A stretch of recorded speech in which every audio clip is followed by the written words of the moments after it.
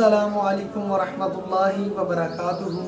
ناظرین، آپ دیکھ رہے ہیں میرا یوٹیوب چینل اور میں ہوں اسد اللہ ابراہیم۔ آج میں آپ کی خدمت میں ایک ایسی حدیث لے کر آیا ہوں، جو بندہ یہ عمل کر لیتا ہے تو اللہ تعالیٰ اس شخص کو ساری رات تہجد میں قیام کرنے کا اجر و ثواب عطا کرتے ہیں۔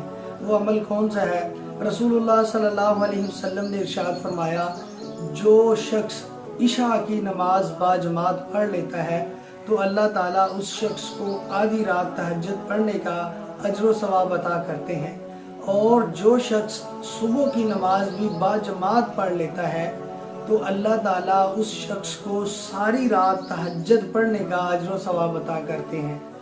یہ چھوٹا سا عمل ہے، ہر شخص کوشش کرے تو وہ صبح کی اور عشاء کی نماز بڑی آسانی سے باجماعت پڑھ سکتا ہے، تو اس کا اجر و ثواب اللہ تعالیٰ نے بہت زیادہ رکھا ہے۔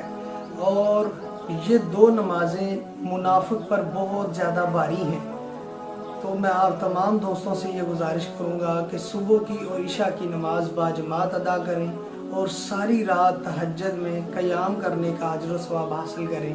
اس کے علاوہ ساری نمازیں باجماعت ادا کرنے کی کوشش کریں۔